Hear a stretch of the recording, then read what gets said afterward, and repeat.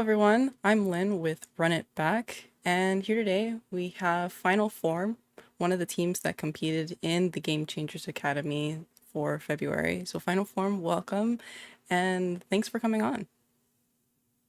Thank you for having us. Thank you. So, for those who don't know your team, could you give a little introduction to your team in general as well as each of the players? Yeah. So I'll just introduce the players first. I guess that's the easiest. I'm M or Blush. I'm the IGL, and I flex initiators, but can really flex anything. Spite is our controller. But again, she can probably flex anything too. Chelsea is our jet and Raise on occasion. And then Sophia is our Senti. She can also flex. And then not with us today is Sarah, who is our Sova for the team. Um, so yeah. Um, we recently formed and solidified as five at the beginning. I would say at the beginning of February. It was like when it was all finalized.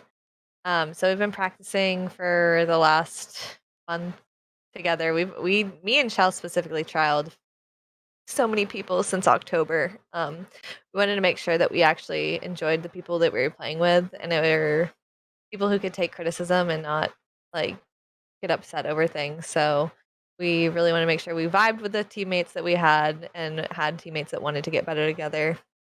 And not leave just after one tournament loss, like a lot of the female scene does, at least for free agent teams. So that was sort of our main goal for this team, and I think we found it. From the last VCT that we competed in, the Game Changers Academy at least, we realized that we want to get better. There's mistakes that we made, and instead of getting upset about it, we spend our time watching VOD on it and going over it and like saying what we can do better as a team rather than like beating ourselves up over things like that, which is refreshing.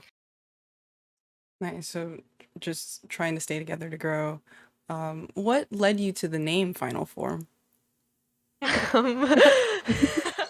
Honestly, we were bouncing around names a lot. Our original name for our free agent team was Eek Spiders. And that really had no meaning whatsoever. It was just because me and Chelsea played in a ranked game once, and we had two Russians on our team named like Noob Slayer 6969 and Eek Spiders, so we just took his name. And then we like for one brief moment we're under Ascent White. But we decided it was just better to be a free agent or like team for the time being because more opportunities could come up for us that way, rather than like a smaller org that might be able not be able to do as much for us. So um, I'm a weeb. Sophia's a weeb. We were going around with different names in regards to animes, and nobody was really on board with our anime names, but then somehow Chelsea just said Final Form, and that was close enough for anime for us. So we just were like, yeah, we'll do that one. I Sounds think we good. just took so long, like trialing people and trying to figure out like who we really wanted to play with, and like it just felt like this is our final team. Like we're gonna stick together and we'll grow. It's gonna be our final form.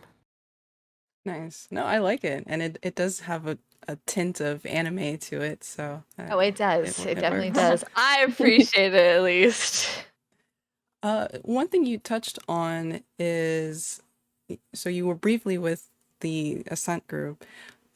What kind of decisions do you make as a free agent roster to sign up to like an org like that, or to um, to kind of like leave an org? What kind of decisions go behind those kind of signups? Well, for us, like we specifically didn't want to sign any contracts. For me personally, it's not my first rodeo with orgs that are smaller. Like I've been around esports for a very long time now, and most of the time with orgs that are smaller, they don't really do anything to benefit you as much as you benefit them. So like we would just be growing them in exposure. Um, and again, they're not really doing much for us in terms of that, and they're not offering like salaries or anything like that. And a lot of us have like jobs and school, so like money is sort of important in these situations. So if they're not offering like a bunch of benefits that make sense, it doesn't make sense to be under an org. The reason why we did go under them for a minute is because our manager, Siren, was working with them, and she had said, like, we don't have to sign any contracts. You can leave at any time. Like, you're going to get all of these benefits. And at the end of the day, we didn't end up getting any of those benefits. So we just decided, like, hey, we'll just cut our losses before we enter any more tournaments, and go under a different name so that, like, if other orgs are interested in picking us up, one, it doesn't look like we're under an org and could potentially have buyouts. So we're just free agent and it's easier that way. Interesting. Yeah, I was wondering a little bit more about that because I know that a lot of Game Changers teams that are free agents like are looking for smaller orgs, but it's interesting to hear your decision behind that. So, is there a reason why a free agent team would want to design under a smaller org? It would probably be different for everyone.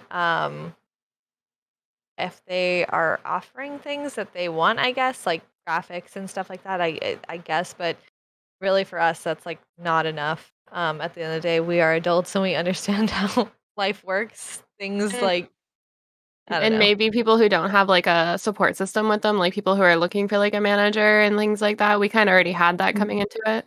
So Mhm. it's a little bit easier for us. Mhm. Okay. Also, like with like paying for like tournament entries and stuff, I know like a lot of people value that from like smaller orgs. Yeah, that's true. Okay. Well, so you mentioned your various experience with esports and your longtime experience. Could you share a little bit more about you and then also any of the other players, what your experience with has been in Valorant, as well as if this was your first esports title?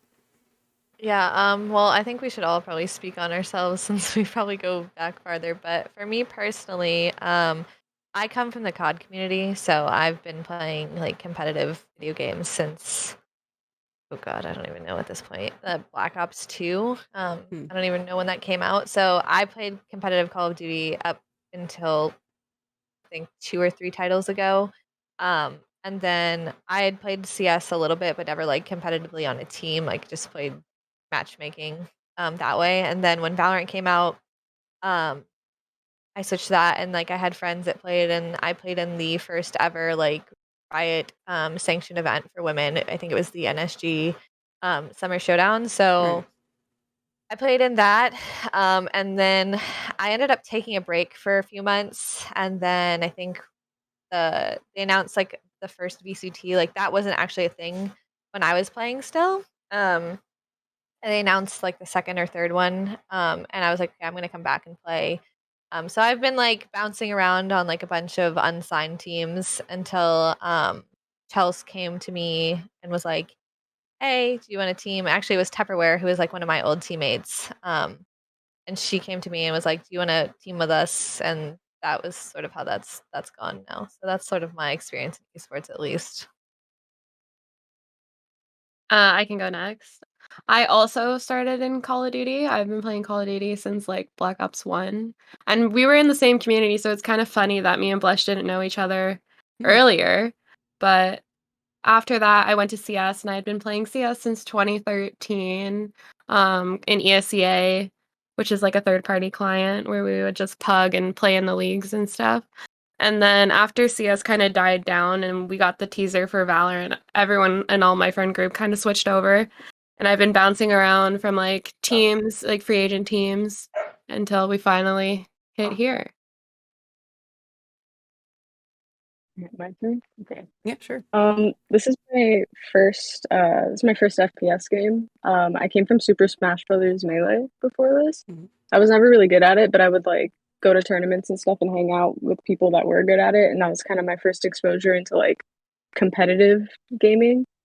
And through my friends from Melee who played CS and stuff like casually and competitively, they told me that like Valorant was a thing that came out and like they helped me get like a beta key and I've been like playing since then. And yeah, this is basically my first like competitive, like serious competitive game that I've been participating in. Interesting. As for me, I came from League and CS:GO too, and I didn't really play competitive, but I was like really competitive, so I was just like playing for fun, but also like trying hard. And then after, like she said, like when CS die, I just switch up, and then I play for fun. But then I like it's been like a month ago or 2 months ago that I started to play like actually competitive, like in the female scene. So it's pretty new to me. Okay, interesting. So a bit of a mix between a lot of experience in esports and then this being your first title. In trying to compete now with Final Four form, many of you have gone through different rosters, as you said. So you mentioned wanting to trial several players before finding this final team. What are you touched on this, but could you expand or elaborate if you can about what specifically you look for in a roster that you want to go the distance with? Strong mentality Yeah, is my number one. that's Like, really, if we're, really I don't big. care if we are down like 7 rounds. If we're down 7-0, like I want everyone to have rock hard mental and know that like in our next gun round, like we're gonna win that round. Because like if you have terrible mental going into the next round, like you're already losing. And everyone on this team, no matter when we're losing or when we're winning, like we all have really, really strong mental, which is amazing because I've never had all 5 people on a roster have really good mental. Like everyone can have their bad days, but like we really pick up the slack for each other. Yeah. Mental is super big too, because like, you can be having a bad game, and like if your mentality is like, I don't want to say bad words, so really poor, then sometimes it can bring down the players on your team, and then you all start to play horribly. I know there was like a match where like one of our teammates, Sarah, who's not here, was like, "I'm playing so bad," like at half, and like we wouldn't have known. Like I think, and it actually might have been after the game. Like she's like, "I played so bad first half," and like we had no idea that she even was like having a bad game because she's like actually using comms. Like nothing has changed in her gameplay. Like she might not be getting the kills, but like we're all working together as a unit to like do what we need to do, and like that's like the most important because again, like I said, if you have bad comms and bad mental, like it just hinders you as a team. So that's yeah, mental is a big thing. But people who are like mature is another thing that we really looked for because there's a lot of younger girls in the scene. I don't want to say it's like clicky, but it's a little bit clicky, like high school. And I'm old. I'm out of high school. I'm out of college. Like I don't want to deal with like that kind of drama and unnecessary stuff. Um, if you say something to someone, I don't want them getting upset and like going and crying to somebody else. Like we're all pretty mature here and like can say stuff pretty bluntly, I would think. And we don't get upset about it. Like we can talk about it like adults rather than like getting upset and running away and being like, yeah, I'm not doing this anymore. So I'll I see you think later. everyone knows on the team that like when something is said in the game, like it's because we want to get better as a team and it's not like anybody coming at them personally. It's Yeah. just like, hey, like you could have done this better. It's not like, hey, you're a terrible player. Yeah. And I think we all really understand that, which Yeah. is super valuable. Very, very valuable. And then just vibes was like a big thing. Some people just don't work together. And like you can be friends at a game, but like vibes are super important. And I think that sort of pairs with mentality too, because like again, if you have a good mental, like you're all like sort of vibing together, all happy. That's why we call ourselves the little piggies. Like we're very like matchy. We like to do things together, even though some of our players like to switch their cards when they go play ranked. Fight.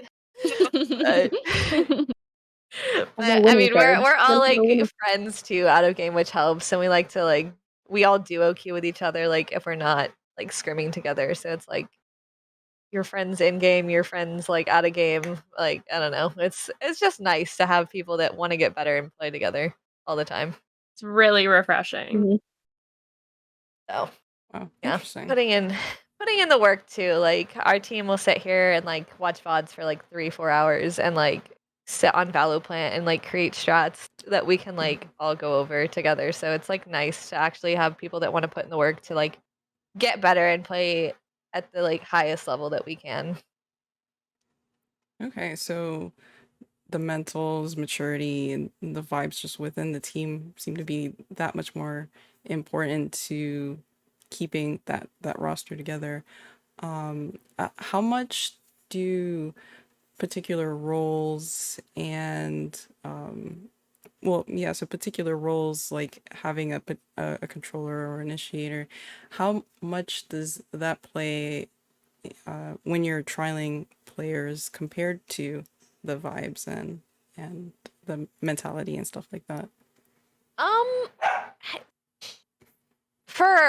for us, like Chelsea was all automatically going to be like our jet like duelist main. Like my previous team, that's what I was, but like I've been a flex player since the game has come out. I think I've played literally every role under the sun. Like if you checked VLR, you would probably see almost every single agent played: duelist, controller, Senti, initiator. So like I was fine doing whatever. Um, we had found like at the time it was me, Chalice, and Tupperware, and we were looking for a Sova. Sova is the biggest thing to find in the female scene. Not a lot of people play Sova. And if they do, we didn't like how they were using their utility as a Sova. Like we didn't feel like we were getting enough value out of the information. And he's such an information heavy character that like if you don't have information, it's kind of like, why are you playing him? So when we were looking for like our fourth and fifth at the time, we trialed so many Sovas, and we just were like, I don't know, like, but we wanted to stick it out because we weren't just gonna settle for something that we weren't happy with. Um, so like all those things we mentioned prior, like are super important, but obviously like your ability to play your agent is super important as well. But what's nice about our team, thankfully we have Sarah, who's our like Sova main, is like everyone else can really flex pretty much anything, I think. And if somebody can't flex something, like there's a chance like between all of us, like somebody else can. Like so all of the roles are basically covered now. Like if worst comes to worst, like Chelsea one day says, I'm not playing Jet, like I could go play Jet. If like Sarah doesn't want to play Sova, like we would be able to pick up the slack and like attempt to learn Sova. We probably wouldn't be as good. Again, he's one of the hardest agents to play. Hey! Stop it! Sorry, guys. I think I'm actually going to become a Brim main now. Yeah, exactly. Down. With the stimulus in the meta or getting his giant buffs. A lot of people have been playing him. So we might see some like role swaps here in the near future, just testing new things out. But I mean, for us, roles is we're pretty flexible on it, so it's kind of nice to like not have to be like, we need this. Like we're all like that. Stop it. And I think that I would say a lot of female players are actually flex players, just because okay, men in ranked auto lock duelist 99% of the time. So you're automatically filling for those people. So I think like women just automatically learn how to fill and flex agents based off of that experience alone. Interesting. Yeah, so like you said, I was looking in VLR, and so I noticed that your agent pools were kind of everywhere, which is cool that you were able to flex. So that's why I was wondering as to how you all made the decision when recruiting players for specific roles. But it sounds like being flexible and just again the vibes are that much more important in creating a team. So in this phase of being a free agent, is there anything that either Riot or some, I don't know, big organization can do to help support help support free agent teams or free agent players? Um, I don't know if Riot can necessarily do anything. Like they're doing a lot already with hosting like VCT Game Changers itself. Like I feel like they're one of the few companies out there that are doing like things for women in gaming, which is really really nice. And for orgs, it's a little bit different because like unless they're signing the free agent teams, like it doesn't really make sense for them to necessarily support them. I'm sure like they could host tournaments, sort of how like Knights does their like Sakura Cups and stuff like that. Um, for like exposure for those free agent teams if they want to play in those, but there's not a lot I think Riot or orgs could do. But maybe somebody else has something. I'm just not thinking of anything personally. I think they're doing a good job right now. Yeah. Like, Mhm. if you just think to like other games, like coming from CS, now it's a little bit better. Like, I know a couple of my friends who are still playing CS, it's a little bit better for the female scene now there, but like we never had opportunities like this. Not in COD either. Yeah, Like, no, Call of Duty had absolutely so nothing. for Valorant to just come out of the gate being so open to not even just females, to marginalized genders, like it's been refreshing because it's like everyone has the space here. So it's like super nice. So I think they are doing a good job Yeah. right now because we're used to so little. Which is kind of sad, but yeah, no, Yeah. they're doing. I mean, they're doing a good job regardless. Like even if we're like used to so little, like they are really like upping the bar, especially like with the announcement of like VCT Game Changers going to be on LAN too. That's like super big It's and really exciting. really nice. So I think Riot has been doing a good job of like making a safe space for women and marginalized genders. So So as a team, then, what are your nearest goals as a new roster? I want top 2 in the next GCA. yeah, That we got Mhm. top 4 this game, but if we just cleaned up a little bit of things that we messed up on, like that top 2 spot was ours. yeah, no, I agree. I think top 2 is reasonable. It's just like cleaning up some stuff. Like we're still like a new team, and again, like for us, it's been super important like to not like break up after one tournament, even 2 tournaments. Like I don't care how many tournaments we play. Like I feel like if you're willing to get better, unless there's like a serious conflict of interest within the team, like I feel like we'll do pretty well. And with the amount of maps and the amount of time that we've had to practice, um, just building off of the time together, like we can come up with more strategies and more synergy within our team, like to help us play better, like cleaning up those little mistakes post plants, like macro play, micro play, like will just be a lot better. So I think top 2 GCA is a good goal to have. We're hoping to find a coach, so that would also help with a lot of our issues, so they can like see the big Oh yeah. picture for us, and sort of like help put it together, like what we're missing, because obviously we're playing, so we can't watch ourselves play unless we're like watching the VOD back. But it's always nice to have like another opinion of someone who's not playing and getting to sort of see it as the big picture. Right. Okay. So lots to look forward in the near future. Any plugs or shout outs you want to make to anyone or anything? Well, I would like to shout out our manager, Siren. She's done a really great job for us, like finding scrims, getting our schedules together, signing us up for tournaments. Without her, it would be a lot harder to do what we do. Because Mhm. being a free agent team, it's basically like you're your own staff. So the fact that she's doing this, not getting paid, and like helping us out is super super big. Okay. Well, thank you. Also, Sarah. Oh yeah. Yeah, our Silva main Yes. Sarah, who couldn't be here. She's visiting her parents right now, so And Okay. I would like to say thank you to Coach Kohler or Coachler for sort of stepping in his off time and like helping us like with what he could to sort of get us more structured. I think that's Mhm. big. So Right. So a lot of people to thank and to have brought you to this final forum. And I'm definitely looking forward to seeing you compete in the next Game Changers Academy and future tournaments as well. So good luck to you all. Thank you so much for your time today. And definitely stay tuned to run it back for more interviews like this. Thanks for watching. Thank you. thanks thank for having us. you.